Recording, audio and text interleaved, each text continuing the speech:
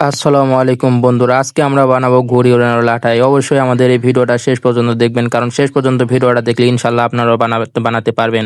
কারণ অনেকে আছে দেখো বন্ধুরা, যারা ঘুড়ি উড়াতে পারে কিন্তু লাটাই বানাতে পারে না। এই জন্য অনেকে কমেন্ট করেন যে ভাই আপনি লাটাই বানানো দেখান, লাটাই বানানো দেখুন। সো বন্ধুরা, চলো আজকে ভিডিওটা শেষ পর্যন্ত তোমরা দেখো, তাহলে আজকে তোমরা শিখতে পারবে এরকম লাটাই বানানো। সো বন্ধুরা, ধৈর্য নিয়ে ভিডিওটা শেষ পর্যন্ত দেখার চেষ্টা করো। লাটাই বানাতে গেলে বন্ধুরা, বানাতে গেলে প্রথমে তোমাদের যে যা করতে হবে তা হলো এরকম শুকনো বাঁশের কাবাড়ি নিতে হবে, কারণ কাবাড়ি যদি শুকনো বাঁশের হয় তাহলে তোমাদের লাটাইটা অনেক সুন্দর হবে। সো বন্ধুরা, আমার কাছে শুকনো বাঁশের কাবাড়ি ছিল না, তাই আমি কাঁচা বাঁশের নিয়েছি।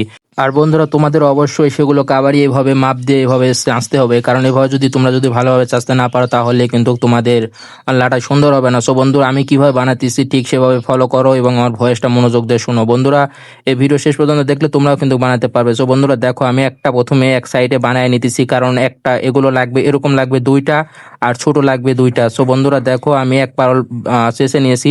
শেষে নেওয়ার পরে যা করতে হবে তোমরা তা দেখতে থাকো। বন্ধুরা দেখো, আমি এক সাইডে সুন্দরভাবে শেষে নিচ্ছি, কারণ এটা সুন্দরভাবে চাঁচলে হবে কি তোমাদের লাটাইটা অনেক সুন্দর হবে। যত সুন্দর করবে তত ভালো হবে। তারপর দেখো, এক মাথার দিকে আমি পাতলা করে নিতেছি, কারণ বন্ধুরা তোমরাও কিন্তু এভাবে পাতলা করে নিবে, ঠিক আছে? সো দেখো বন্ধুরা, এক পারল আমার হয়ে গেছে পাতলা করে নেওয়া।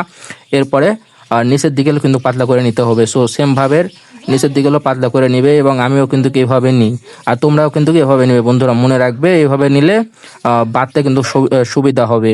সো বন্ধুরা দেখো, এইদিকে কিন্তু চাচতে গেলে কিন্তু এটা অবশ্যই পাতলা করবে, কারণ আছে বন্ধুরা, এটা যদি পাতলা করতে পারো তাহলে কিন্তু তোমরা কিন্তু ভালোভাবে বাঁধতে পারবে, ঠিক আছে? সো দেখো, আমি কিন্তু অনেক সমানভাবে চেঁচে নিয়েছি।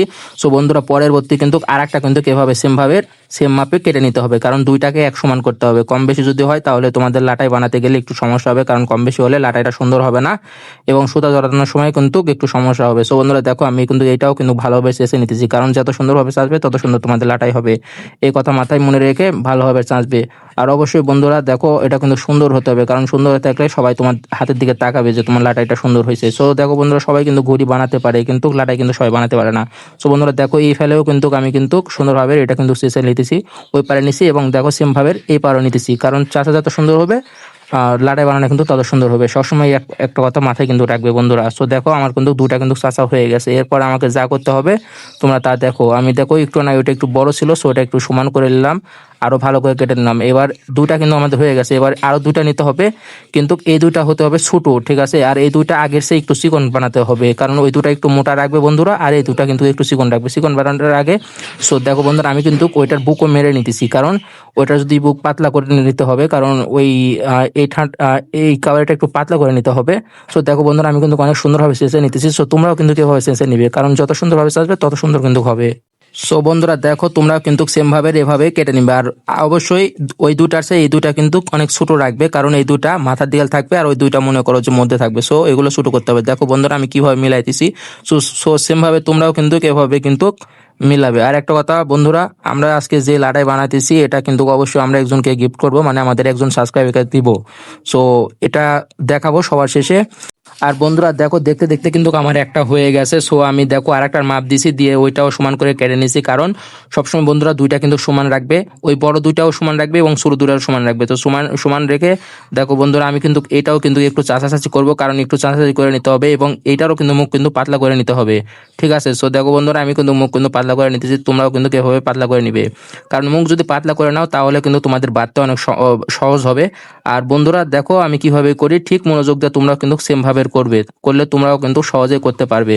আর বন্ধুরা, লাটাই বানাতে গেলে 4টা কাবারির প্রয়োজন হয়, আমি কিন্তু 4টা কিন্তু কমপ্লিট করে ফেলেছি। এবার দেখো সুতা বাঁধার পালা, আমি সুতা কেটে নিলাম, নিয়ে সেম ভাবে দেখো সাজাইতেছি, কারণ যদি সাজানো সুন্দর হয় তাহলে কিন্তু তোমাদের লাটাই বানানো অনেক সুন্দর হবে, আর যদি সাজানো সুন্দর না হয় তাহলে কিন্তু তোমাদের লাটাই বানানো অতটা সুন্দর হবে না।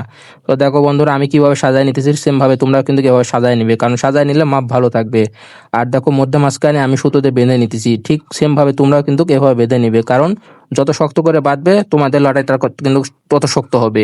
আর বন্ধুরা দেখো, আমি একটা লাটাই বানালে 2 থেকে 3 বছর কিন্তু আরামে ওইটা কিন্তু দিয়ে ঘুরে উড়ানো যায়। সো সেম ভাবে তোমরা বানাবে, তাহলে তোমার এটাও কিন্তু অনেক দিন যাবত টিকবে। আর যদি কাঁচা বাঁশ দিয়ে বানাও তাহলে কিন্তু বেশি দিন টিকবে না, নষ্ট হয়ে যাবে। আর যদি শুকনো বাঁশ দিয়ে বানাও তাহলে কিন্তু অনেক দিন তোমরা ওটা ব্যবহার করতে পারবে। সো বন্ধুরা দেখো, দেখতে দেখতে মধ্যে গাঁটটা আমি বেঁধে নিলাম, তারপরে দেখো সাইডে বেঁধে নিতেছি।